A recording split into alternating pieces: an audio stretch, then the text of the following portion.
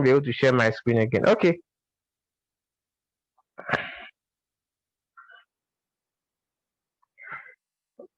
Okay, so let's move. So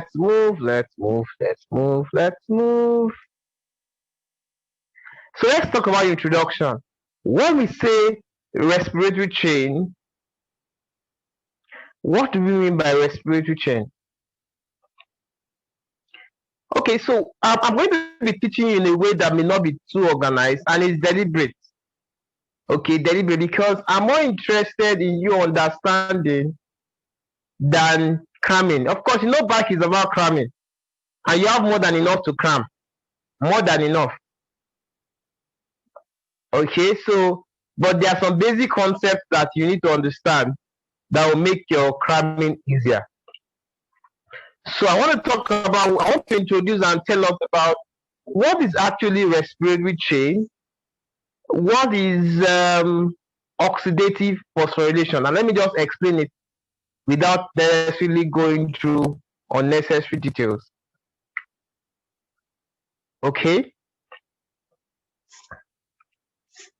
So when we talk about respiration, we can look at it from three aspects. Number one, we can look at it as an exchange of oxygen and carbon dioxide between the lungs and the atmosphere. And that is called external respiration. If you got that, can I have an high? If you got the meaning of external respiration, can I have an high? Hi. Okay. The second way you can look at respiration is actually an exchange of oxygen and carbon dioxide between the blood and the tissues, the cells and tissues. Okay, that is what we call internal respiration. Internal respiration. Okay. Then another aspect of respiration is actually the utilization of the oxygen that is absorbed by the cell to provide energy. That is what we call cellular respiration. So if you got internal and cellular respiration, can I have an high? Hi. Okay. Okay, very good. Okay, so all these three kinds of respiration is still the same respiration. So let me give you a practical example of what is happening. For example, I take in oxygen, I inhale oxygen from the air, from the atmosphere into my lungs. That's external respiration. Okay? This oxygen goes from my lungs and is taken by my pulmonary vein, okay, pulmonary artery, to the heart, and from there, so it's going to be pulmonary vein, to the heart, and from there, it goes to the whole of my body. Okay, the blood getting to the cells and tissue of the oxygen getting to the cells and tissue of my body is internal respiration. Okay, but when that oxygen gets to the tissue, that oxygen is used for a purpose to produce energy. Okay, that's ATP. Okay, so that process is called cellular respiration. So respiration involves what happens externally, internally, and at the cellular level. So all those parts are what eventually gives respiration. So it's important that you notice that.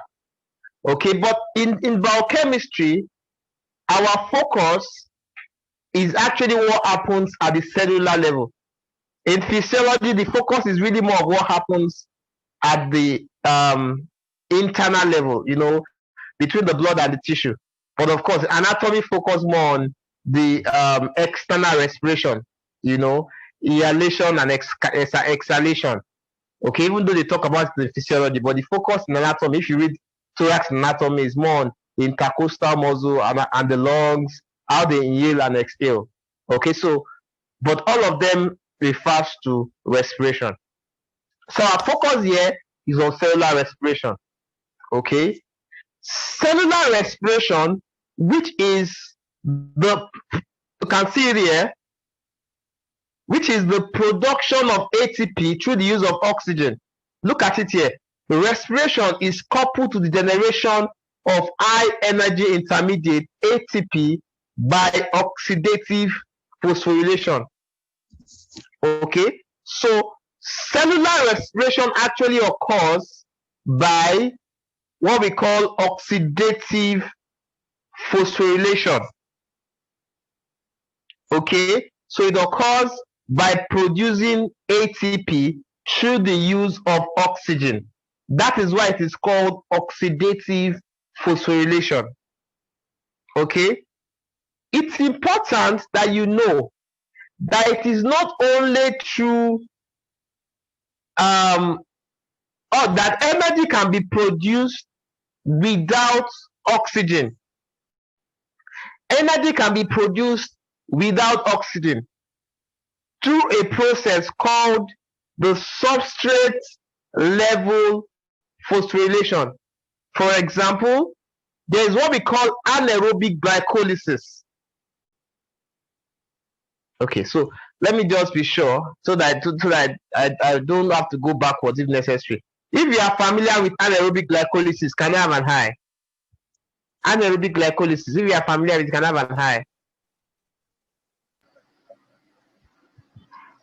Hi. Okay, just a few of you. Okay. Well, you can go and check it. I taught you anaerobic glycolysis.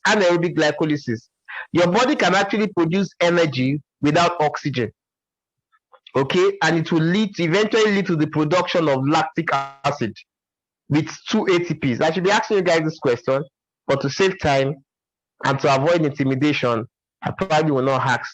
Okay, so anaerobic glycolysis produces 2 ATPs, and the ATP are produced by substrate level phosphorylation.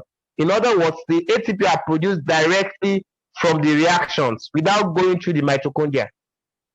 Okay, so there are two kinds of phosphorylation, or two methods by which ATP is produced: substrate level and oxidative phosphorylation. Okay, so the series of reactions that leads to the production of ATP in the mitochondria is what we call the respiratory chain. Okay, let me come again. The series of reactions that eventually results in the production of ATP, with oxygen, with the help of oxygen in the mitochondria, is what we call the respiratory chain, and we're going to look into that. Okay, so if you understood me so far, can I have an high? Hi. This is that. Okay, yeah. Hi. Okay, this is biochemistry, so I'm not in a hurry, especially on basic things. Okay, so that's why I'm taking my time. Okay, if you have any question at this point, please go ahead.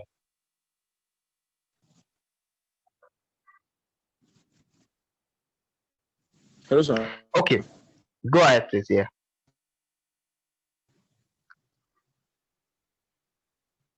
So you said, hello, sir. Yeah. Through oxygen in the mitochondria is the respiratory chain. Does it mean that does not involve anaerobic glycolysis? It doesn't involve without oxygen. I don't get. Come again, your question. Sorry. Okay, I was saying that you said that respiratory chain is the reaction that results in the production of ATP through oxygen in the mitochondria. So it's not possible without oxygen. Yes, it's not possible without oxygen. Without oxygen, it's not possible. All right. Yeah. Okay. So let's talk about the. But why is the? Well, let's talk about the importance of the respiratory chain and oxidative phosphorylation. Let's talk about the importance. You see, I always like talking about the biomedical importance first, because the truth is, biochemistry is too complex and too boring to learn if it's not important. For me, biochemistry is not important. It should be scrapped from medical school, really, because it's too boring. So there must be a reason why you should be interested in learning it. Okay, so there are three important reasons. Number one, three important importance. Number one, drugs. Number two, poisons. Number three, inherited defects, inherited mitochondrial defects. And I'm going to explain that in details later.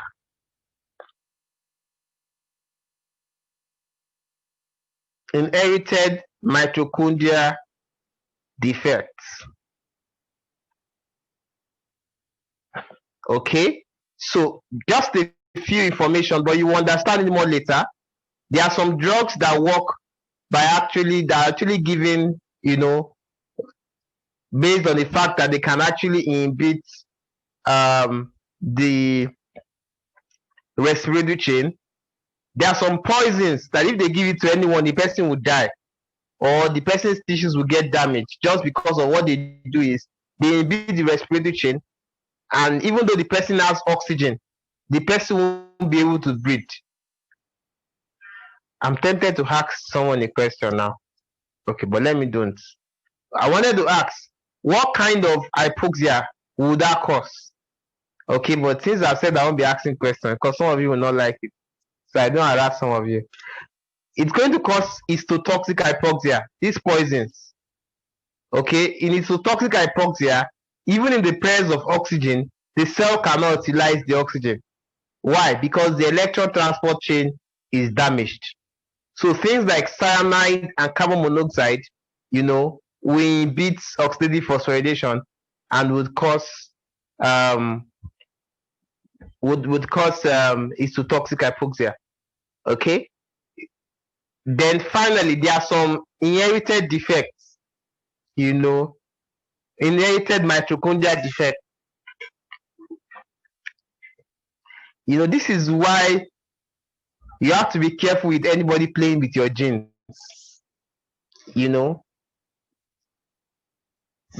of you would have heard, how many of us have heard about the Hiroshima bombs, Hiroshima bombing also, I think in Japan also. Who has heard about it? Okay, so tell me something about it. Yeah, go ahead. In 1 minute, what did you know about it? 1 or 2 minutes.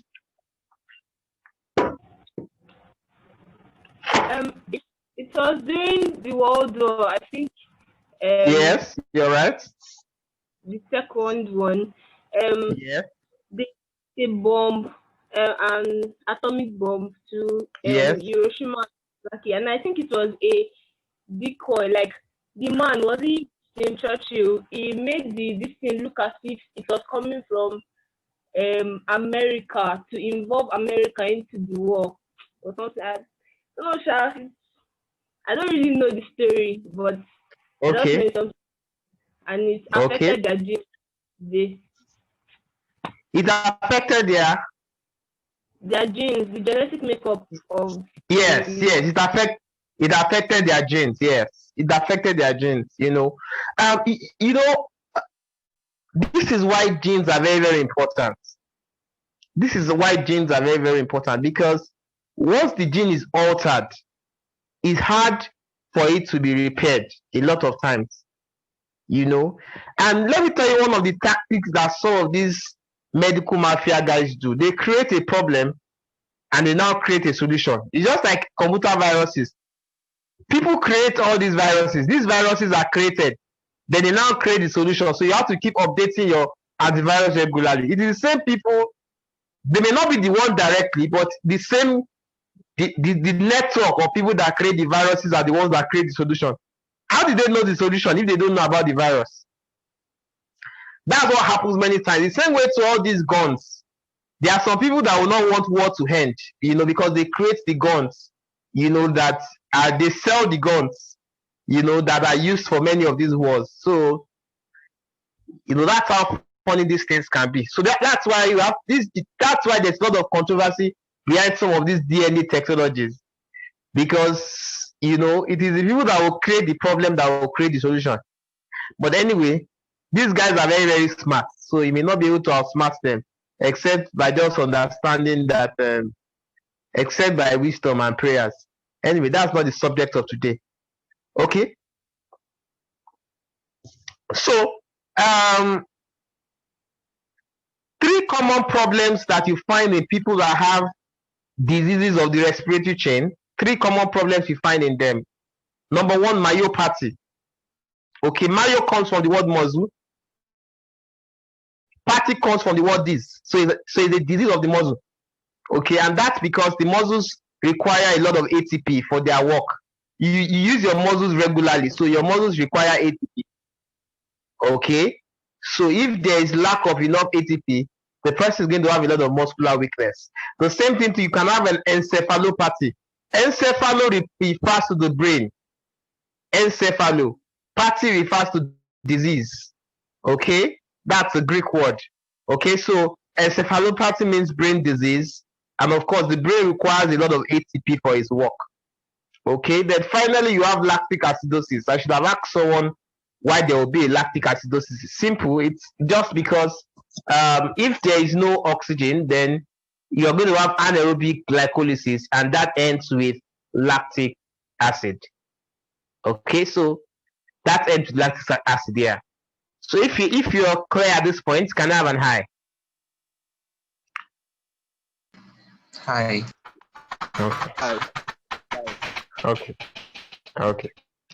Some of you are not saying that. I know all of your voice, at least some of your voice. Some of you will just keep quiet. We are doing this tutorial together. So me that I'm talking, I don't have 2 heads. So when I say hi, please, I want to hear everybody saying hi. Okay. Please. Don't let me be calling out your name one by one and asking you whether you said hi. Okay, so let's talk about mitochondrial enzymes.